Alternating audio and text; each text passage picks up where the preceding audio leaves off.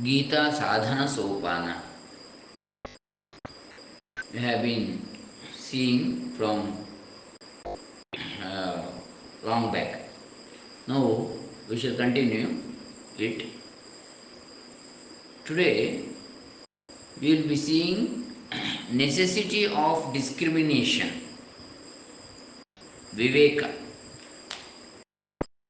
that is buddhi, and devotion, bhakti,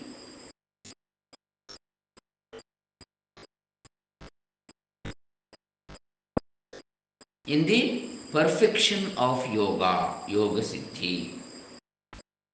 Om Shri Gurubhyo Namaha Harihi Om Shri Ganeshaya Namaha. Another factor for consideration is that for reaching the culmination of the siddhi of yoga, the association of buddhi is most essential. There should be no conflict in understanding the term buddhi as the discriminating intellect, the association with which is assured to cut the bondage of karma. And karma not coupled with buddhi is said to be inferior. A correct appreciation of verse 2.49 in Bhagavad Gita is profitable in this connection.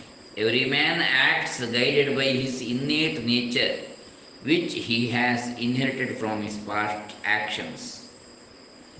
Thus, all actions proceed without any pre thinking.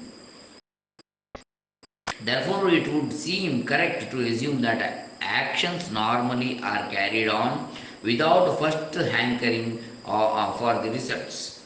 On the contrary, when the karma is undertaken, if we are anticipating the fruit thereof, not only will such an attitude destroy the value of the karma, but we can say that the person loses his human nature, being overcome with greed. What this means is that the performance of the action itself should be sufficient satisfaction, but if in addition to that one would hanker after the result, the person would be demanding a second payment for the act. This is the greed that is being referred to. Those who engage themselves in karma with an eye on the results are said to be the wretched ones.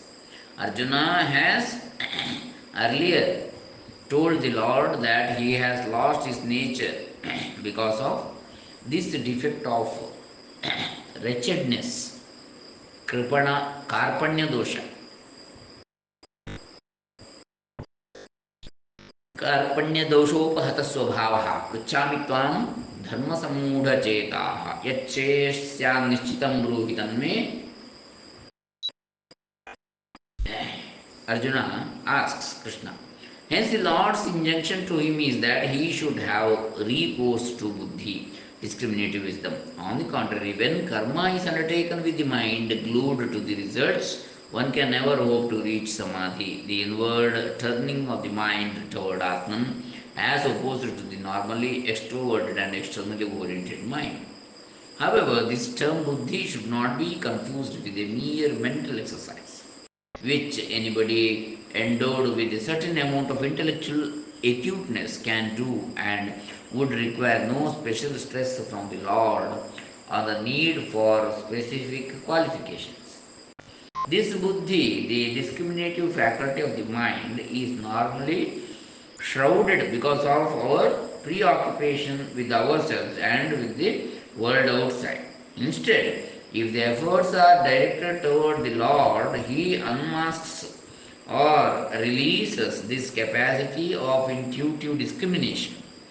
Unless this grace of the Lord descends on us, the capacity to discriminate between the good and the evil, right and the wrong, the eternal and the transient, the real and the illusory, and ultimately self and the not self will not be in our grasp.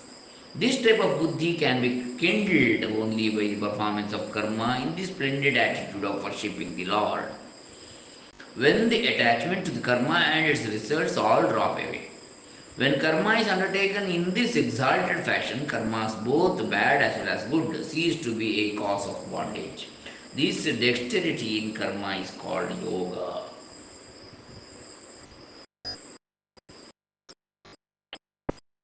The second aspect, which has been ignored by many and decreed by a few, is the place of devotion in the acquisition of Buddhi Yoga.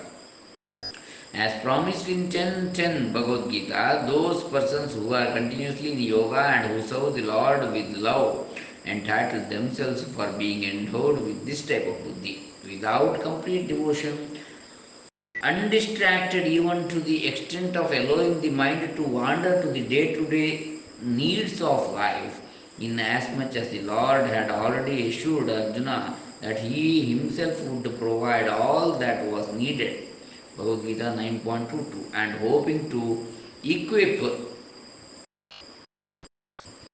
one's self with Buddhi Yoga is like the desire of lame person desiring to leap across the ocean.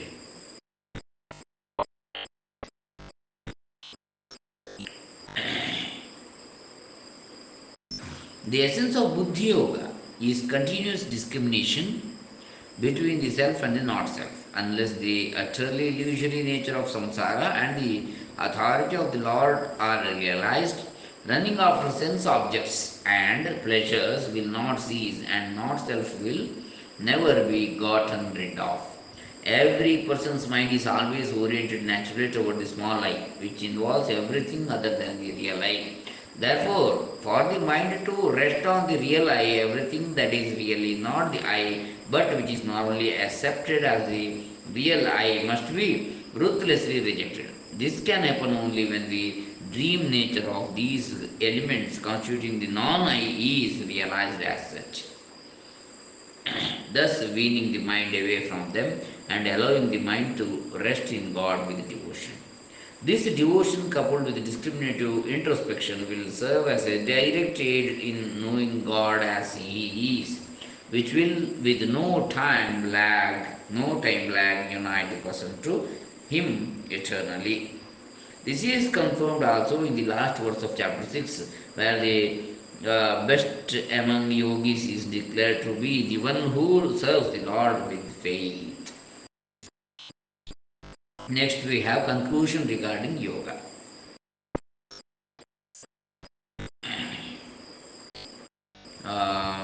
Next, final examination of karma yoga. So we